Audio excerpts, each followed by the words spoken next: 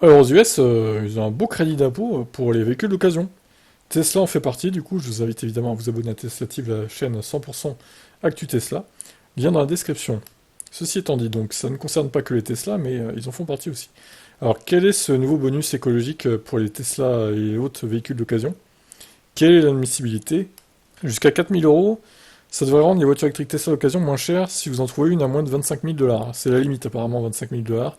Alors, il ne va pas y avoir beaucoup de Tesla à 25 000 dollars. Enfin, si, des vieilles Model S comme on a vu sur le Bon Coin là. Effectivement, il y en a, mais... Fait intéressant, Tesla n'avait aucun de ses véhicules sur la liste des véhicules éligibles lors de son lancement. C'est pourquoi, bien qu'il soit possible que Tesla n'ait pas déposé de demande, car il n'y a pas beaucoup de valeur pour les acheteurs étant donné que l'incitation ne s'applique qu'aux véhicules électriques d'occasion de moins de 25 000 dollars, ce qui est un prix assez rare pour les véhicules Tesla d'occasion. Ouais, mais si, avec les années qui passent, il va y en avoir, des Tesla d'occasion à 25 000 dollars, c'est sûr. Les premières Model 3 notamment, propulsion, qui vont à mon avis bientôt être éligibles à ce bonus.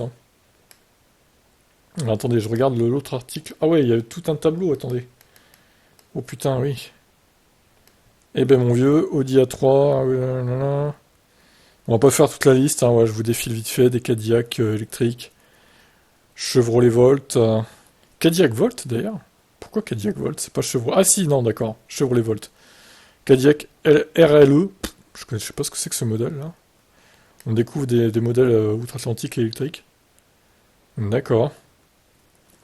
Ford C-Max Energy, il y a même des hybrides rechargeables éligibles aussi. Hyundai Ioniq, PHEV. Il y a même des PHEV éligibles, ça c'est assez étonnant. Des hybrides rechargeables, l'étoile polaire, Polestar, l'étoile polaire 1 du coup, qui est éligible. Subaru, Toyota Prius. Bah franchement, ils sont bien généreux les US, dis donc. Alors, il existe également un tas de critères d'éligibilité du côté de l'acheteur. Être un particulier qui a acheté le véhicule pour l'utiliser, donc pour le revendre, doit être un particulier par l'entreprise, ne pas être le propriétaire d'origine, bon, ça on se doute, ne pas être réclamé comme personne à charge sur la déclaration de revenus d'une autre personne, ne pas avoir réclamé un autre crédit de véhicule d'occasion propre dans les 3 ans précédant la date de l'achat du VE. Donc ouais, c'est tous les 3 ans, pour pas qu'il y ait des abus, quoi. Le revenu brut ajusté modifié ne doit pas dépasser 75 000 dollars pour les particuliers, 112 500 pour les chefs de famille et 150 000 pour les déclarations conjointes. Les critères d'éligibilité du véhicule: avoir un prix de vente en dessous de 25 000, avoir une année de modèle de au moins 2 ans plus tôt que l'année civile où vous l'achetez, par exemple donc un modèle minimum 2021, bah, comme chez nous en fait, pour le 1000 euros d'occasion, là, c'est 2 ans aussi. Ne pas avoir été transféré après le 16 août 2022 à un acheteur qualifié, avoir un poids minimum brut du véhicule inférieur à 14 000 livres. C'est quoi 14 000 livres? Ah bah oui, 6 tonnes, ça va, c'est assez large, putain. Non mais enfin, à un moment, 6 tonnes.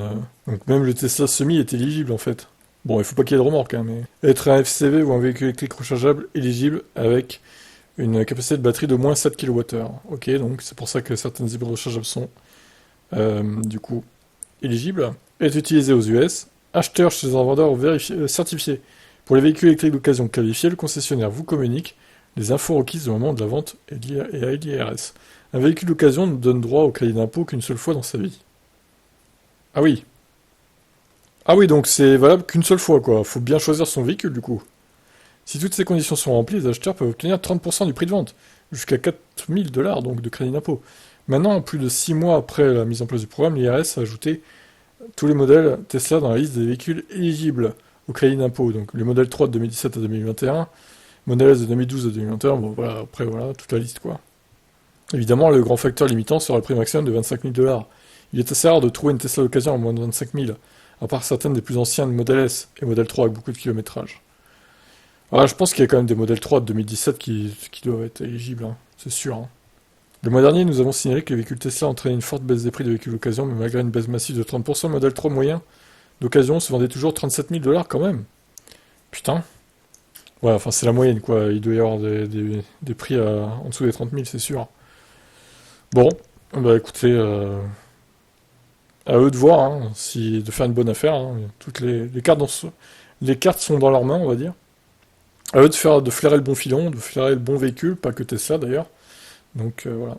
En tout cas, bon, 4000 dollars d'aide pour un véhicule d'occasion, quand même, c'est pas mal. Même si c'est valable une fois dans sa vie, franchement, ça vaut le coup, je trouve. Qu'est-ce que vous en pensez? Est-ce que vous aimeriez avoir la même chose en France? Allez, ciao.